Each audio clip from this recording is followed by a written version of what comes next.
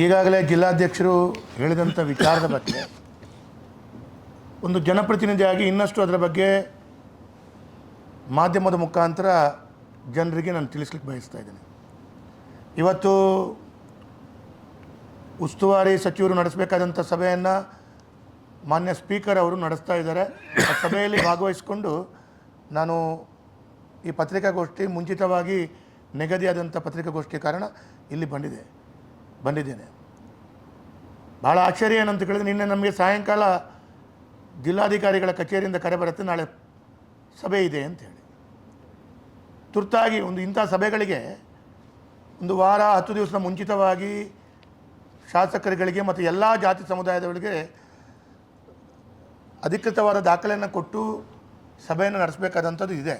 ಇದು ಸಣ್ಣ ಕೆಲಸ ಅಲ್ಲ.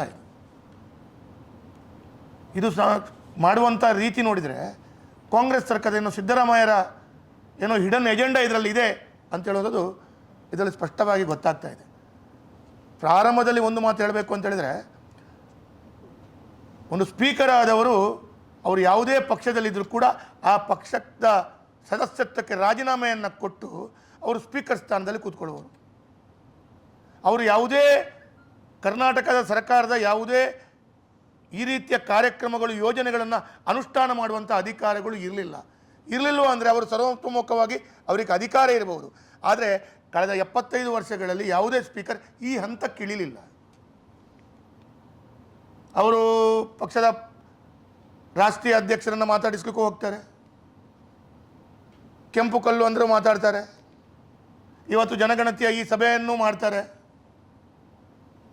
ಯಾರೂ ಮಾತಾಡೋದಿಲ್ಲ, ಯಾರೂ ಕೇಳೋದಿಲ್ಲ, ಸಾರ್ವಜನಿಕರು ಮಾತಾಡೋದಿಲ್ಲ, ನಾವು ಮಾತಾಡೋದಿಲ್ಲ ಅಂತ ಹೇಳುವಂಥ ಪ್ರಶ್ನೆ ಆಗಬಾರ್ದು. ಅವರು ಮಾಡುವಂಥ ತಪ್ಪನ್ನು, ನಮ್ಮ ಜಿಲ್ಲೆಯವರಾದರೂ ಕೂಡ ಅವರು ಈ ರೀತಿ ತಪ್ಪನ್ನು ಮಾಡಿ ನಮ್ಮ ಜಿಲ್ಲೆಯ ಗೌರವಕ್ಕೆ ಚ್ಯುತಿ ಬರಬಾರ್ದು.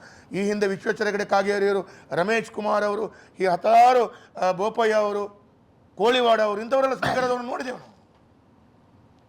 ಅವರವರ ಜಿಲ್ಲೆಯ ಅವರು ನಮ್ಮ ರಾಜ್ಯದ ಗೌರವ ಘನತೆಯನ್ನು ಕಾಪಾಡಿಸ್ಕೊಂಡು ಬಂದಿದ್ದಾರೆ. ಇವರು ಕಾಪಾಡ್ಕೊಳ್ಬೇಕಾದಂಥ ಸ್ಥಾನದಲ್ಲಿ ಕೂತ್ಕೊಂಡು ಕಾಪಾಡದೆ ನಾನೆಲ್ಲವೂ ಮಾಡಿದೆ. ಯಾಕಂದರೆ ಅವರು ದಿನೇಶ್ ಗುಂಡೂರಾವ್ ಅವರನ್ನು ಉಸ್ತುವಾರಿ ಸಚಿವರು ಮಾಡಲಿಕ್ಕೆ ಅವಕಾಶಗಳು ಕೊಟ್ಟದ್ದೇ ಯಾಕಂತ ಹೇಳಿದ್ರೆ, ದಿನೇಶ್ ಗುಂಡೂರಾವ್ ಅವರು ಬರದೇ ಇದ್ದಾಗ ಸರ್ಕಾರವನ್ನು ನಾನೇ ನಡೆಸಬೇಕು ಸ್ಪೀಕರ್ ಆಗಿ ಅಂತೇಳುವಂಥ ಮಾನಸಿಕತೆ ಇರ್ಬೋದು. ಎಸ್, ಅವರ ಎಜೆಂಡಾ. ನಾನು ಹೇಳೋದು, ನೀವು ಅವರು ಈ ಸ್ಥಾನದಲ್ಲಿ ಕೂತ್ಕೊಂಡು ಈ ಕೆಲಸ ಮಾಡೋಕ್ಕಿಂತ ದಿನೇಶ್ ಗುಂಡೂರಾವ್ ಅವರನ್ನು ಸ್ಪೀಕರ್ ಮಾಡಿ ಇವರಾದರೂ ಮಂತ್ರಿಗಳಾದರೂ ತೊಂದರೆ ಇಲ್ಲ, ಅದಾದರೂ ಮಾಡಿಕೊಳ್ಳಿ. ಆವಾಗ ಆ ಸ್ಥಾನಕ್ಕೆ ಗೌರವ ಕೊಡಿ. ಇದೇನು ಆಗ್ತಾ ಇದೆ ಅಂತೇಳಿ ಸುದ್ದಿ ಕೇಳ್ತಾ ಬಂದಿದೆ, ಅದಕ್ಕಾಗಿ ಮಾಡ್ತಾರೋ ಅಂತೇಳೋದು ಗೊತ್ತಿಲ್ಲ. ಇದು ಒಂದನೇ ಭಾಗ. ಎರಡನೇ, ನಾನು ಒಂದು ಪ್ರಶ್ನೆಯನ್ನು